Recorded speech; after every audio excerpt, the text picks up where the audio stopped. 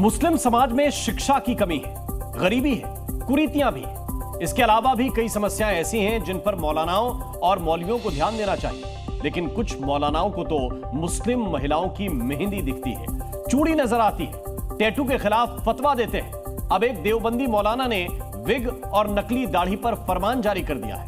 उनके मुताबिक जो मुसलमान विग लगाकर या नकली दाढ़ी लगाकर नमाज पढ़ते हैं तो उनकी नमाज कबूल नहीं होती है। दारुल देवबंद ने विग से परहेज करने के लिए कहा। नकली बाल पर मौलाना का फतवा। विग लगाने के बाद जो हमारी त्वचा है उस तक पानी नहीं पहुंचता, इसीलिए दारुल देवबंद ने विग से परहेज करने के लिए कहा था। क्या विग में नमाज कबूल नहीं होती है? जब वजू नहीं होगा तो फिर नमाज के लिए शर्त वजू है, तो फिर जब शर्त नहीं पाई जाएगी तो फिर जो है वो नमाज भी नहीं होगी। बकरीद से पहले दारुल उलूम देवबंद का एक और फतवा आया है और इस बार फतवा है नकली बाल और नकली दाढ़ी के खिलाफ। सहारनपुर के देवबंदी उलेमा और मौलाना कारी इसाक गौरा ने विग और नकली दाढ़ी पहनने को इस्लाम में नाजायज करार दिया है। उनके मुताबिक विग लगाकर नमाज अदा करने पर नमाज अधूरी है।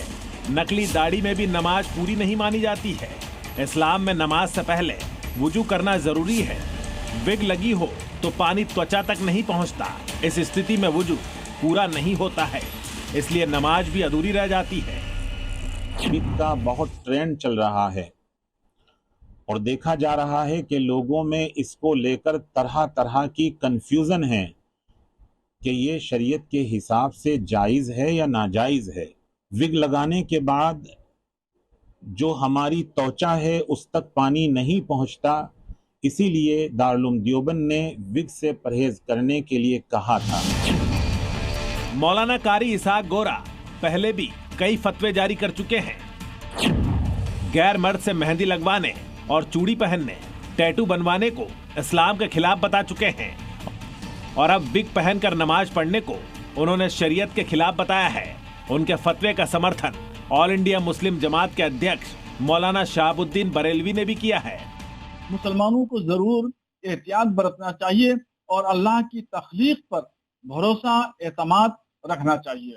और ये हाई प्लान और इस तरह की चीजों से कोई फायदा नहीं है और इससे बचे तो ज्यादा बेहतर। तो हटा के अगर वजू करेंगे तो बालों की जड़ों में पानी पहुंचेगा, खाल में पानी पहुंचेगा, तो ऐसी कंडीशन में वजू हो जाएगी और नमाज भी हो जाएगी।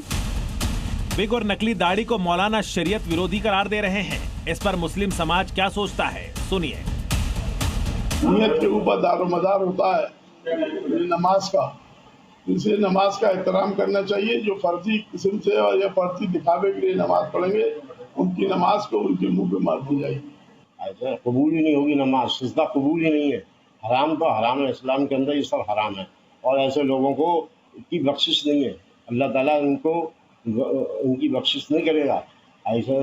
हाँ, और उनका जो है बहुत बड़ा अजाब होगा ऐसे लोगों को। मुसलमानों के बीच एक वर्ग ऐसा भी है जो देवबंदी मौलाना के ऐसे फतवों पर सवाल उठा रहा है, जिसके मुताबिक मुस्लिम समाज में गरीबी है, अशिक्षा है, कई कुरीतियां हैं, जिस पर ये मौलाना ध्यान देने की बजाय बेवजह के मुद्दों को हवा दे रहे हैं।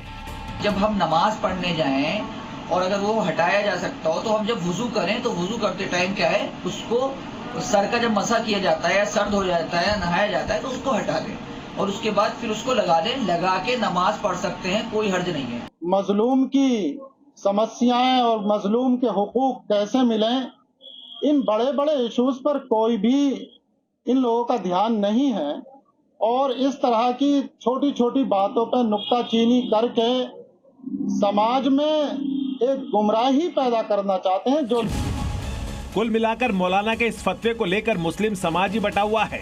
कट्टर लोग आंख बंद कर विग और नकली दाढ़ी वाले फतवे को सही ठहरा रहे हैं, लेकिन जो लोग सवाल उठा रहे हैं वो भी जायज है, क्योंकि मुसलमानों के हालात किसी से छिपे नहीं हैं। ब्यूरो रिपोर्ट, जी मीडिया।